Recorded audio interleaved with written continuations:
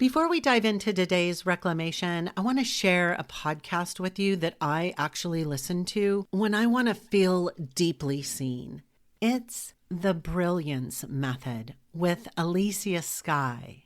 And it's where emotional truth meets embodied wisdom, so that all that internal noise can fall away and you can connect with what actually matters.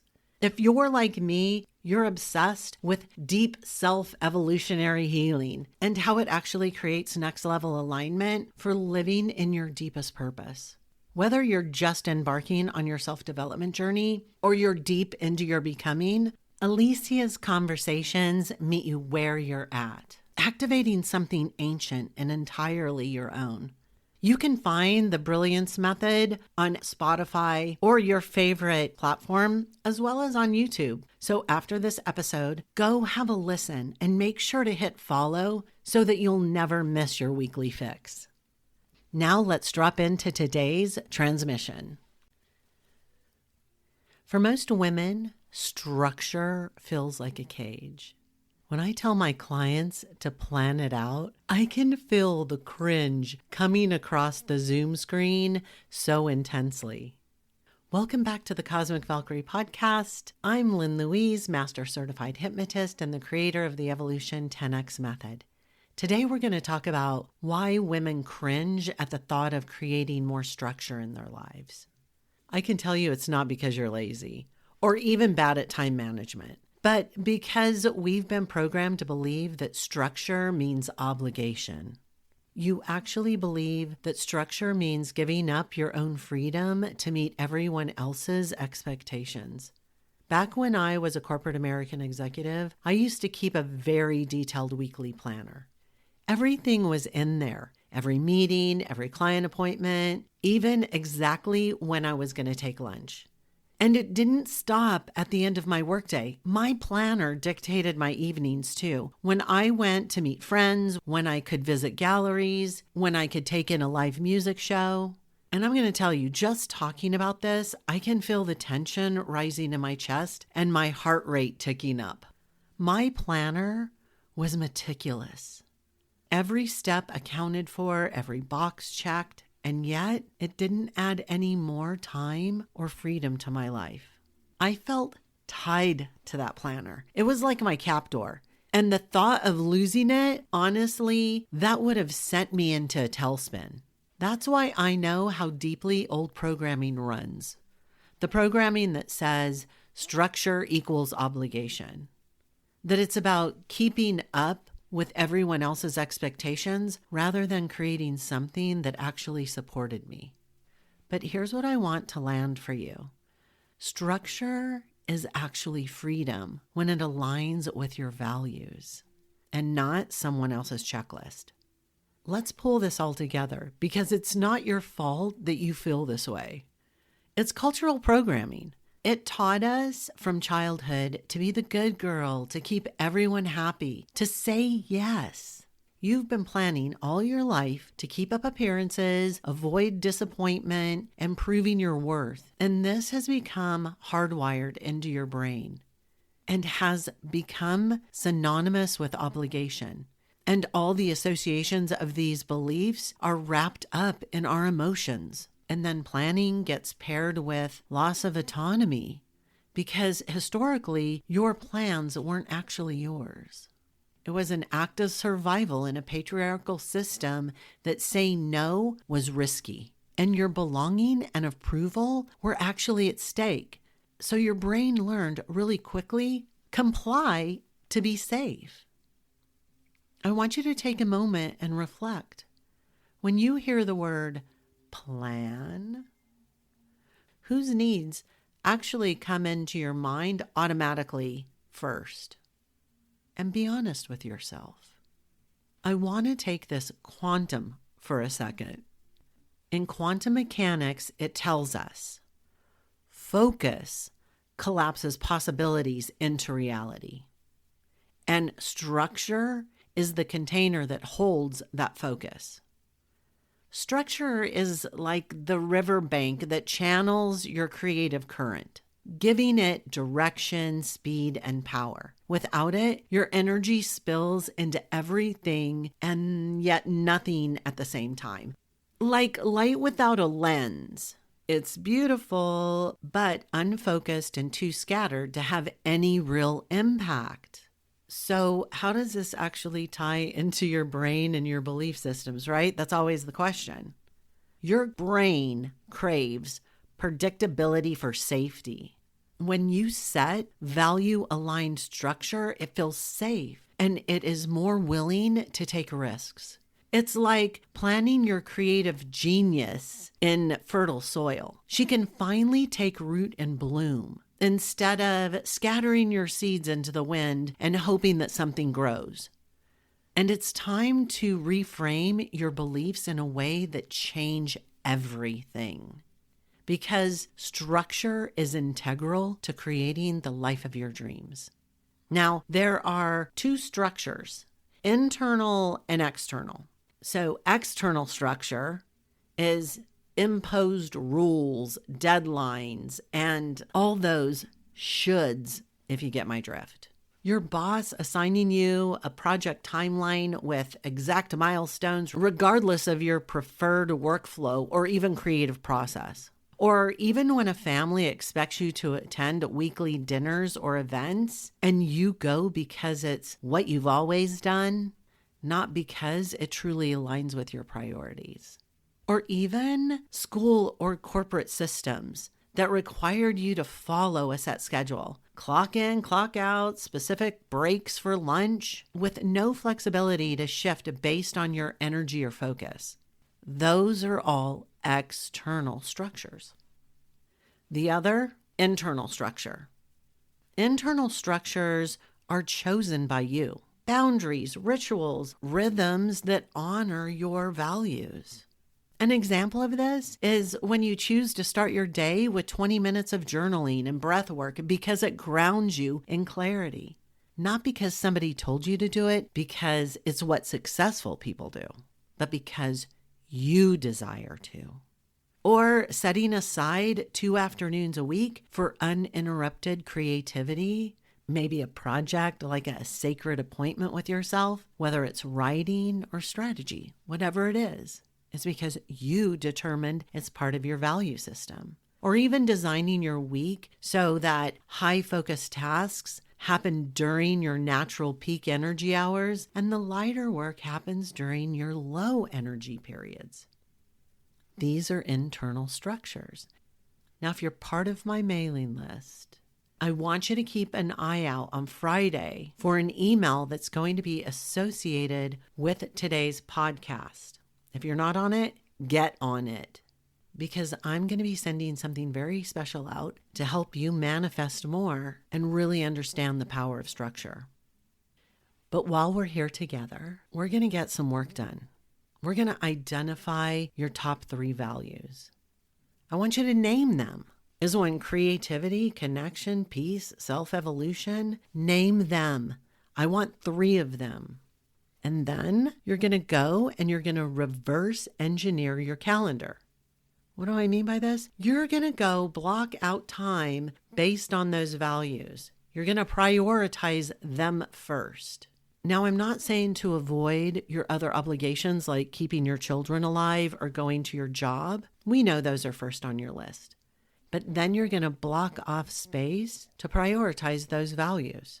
And this space is protected space. And by this, I mean you are deliberately leaving that space open. I call it white space, unscheduled time on your calendar.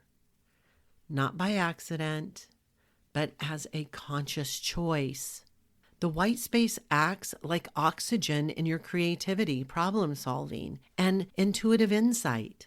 When your days are crammed back to back with tasks, there's no mental or energetic room for new ideas to emerge.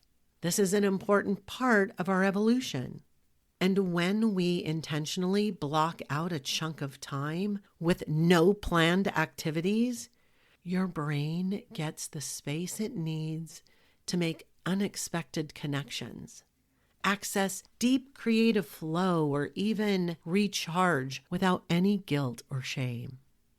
This is not wasted time. It's the most fertile ground, and your most aligned and innovative ideas tend to show up during this time. And here's the thing. Once you've built structure around your values, you have to anchor into your choices. If you don't, your old programming will sneak right back in and turn even your aligned structure into obligation again.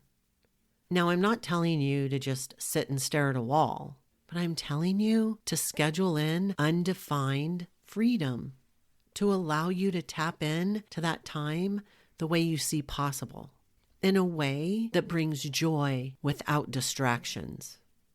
And this means there is no should language in it. No, I have to, or I better. Those phrases immediately flip the switch in your brain from sovereignty to compliance. They tell your subconscious that someone else is in charge of your time, even when you're the one who put it on the calendar. Instead of those phrases, replace every I have to with I choose to. Say it out loud. Feel how different it lands in your body. I have to work on my project. It feels like a demand. I choose to work on my project. It feels like an empowered action, something very personally owned. When you anchor into choice, your structure stops being a cage and starts being a framework that you want to show up for. That's when your resistance softens and the plan becomes an act of freedom, not another list of obligations. I had a client, let's call her Melissa. She came to me completely overwhelmed. Her calendar looked like the game Tetris, but played by someone who really hated her. That's for my fellow Gen Xers that loved the game Tetris like me. She had back-to-back meetings, endless quick chats with coworkers, social events she didn't even want to go to, and nowhere in her week was there a single moment that reflected what she actually wanted. She was living in constant reactivity. If someone asked her for her time, she gave it to them. If someone needed something done, she shifted her whole day to make it happen. Sound familiar? She was exhausted and resentful. She wouldn't say that out loud. And she secretly fantasized about quitting everything and disappearing into a cabin in the woods. Who hasn't done that? Ever been there? Are you there right now? But when Melissa and I started working together, the very first shift was identifying her 3 values. Her values were creativity, deep rest, and connection with people who inspired her. I loved that list. And then she got to work rebuilding her week around those values, blocking off 2 afternoons for writing, which is her passion, creating a white space buffer every afternoon for rest and reflection, and scheduling 1 dinner a week with somebody who lit her up. Within a month, her whole energy changed. She started showing up to work sharper and more focused. And I'm going to tell you what, her boss noticed. That led to a raise and a promotion and the freedom to decline low priority meetings.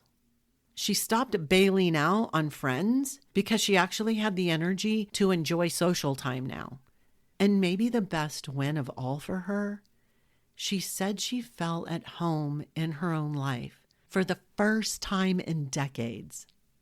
Her calendar went from being a battlefield to being a living, breathing reflection of her joy. And that's the power of anchoring into choice when it comes to creating structure. The thing that most women don't realize is that these shifts can also affect your own body. Because when you are planning from a state of stress, your brain is reacting to rigid, fear-based core emotions. And it begins to show up in tight shoulders, clenched jaws, even disruption of your digestive system and your microbiome. Have you ever noticed that brick in your stomach? I walked around with it for decades. Or the stiff neck or the jaw pop? Yep, that's what I'm talking about. When you are planning from a place of calm, it's creative and expansive. Your body is relaxed, a calm heart rate, and even breathing is in a relaxed state. And your body loves that. I'm talking about when you're literally writing in your planner for the week. When you sit down on Sunday and go over your to-do list and start looking at what needs to be done. If you are in a panic, it's going to wreak havoc on your body. When you're doing it in a state of calmness and joy, it's going to please your body. So before you open up that planner, take 3 deep breaths, holding after each one of them, and then exhale rapidly before opening your calendar. Get grounded, get centered. So I'm going to give you a challenge. For the next 7 days, choose one value and put one activity on your calendar that aligns with it. Treat it as sacred, because structure is not your prison. It's your liberation when you're the one holding the blueprint. Now, if this conversation has stirred something in you, don't just let it fade into the background noise of your week. If you want to stay in this conversation with me, because this is only one layer of a deep rewiring that changes how you live, work, and create, you're going to have to get on my mailing list, the Shapeshifter Signal. That's where you're going to get weekly insights, practices, and perspectives designed to keep you evolving into alignment with your highest values. There are all kinds of transmissions that help you dismantle that old programming so that you can build the kind of structure that feels like liberation. So go to the show notes and hop on my mailing list. And if you would, please, I have a big favor to ask of you. Would you leave a quick, great review on this podcast? Reviews aren't just nice to have. They feed the algorithms so these conversations can rise to the top, and it helps us reach more women and transform more lives. Because your voice matters in your life and in this community. So let it be heard. Until next time. Thanks for listening to this entire podcast. If you love helping others, then please share this via your social media with friends and family. If you found value in it, they will too. Also, if you have questions, I'm here for you. You can email me questions to thecosmicvalkyrie@gmail.com. I might even use one of your questions on future podcast episodes. Also, I do have a personal request. I believe that we are all here to help each other heal, grow, and evolve. So let's help more people. If you would please, leave a nice review on iTunes. It will help the algorithms, and I would be forever grateful. And through your assistance, we could transform more lives.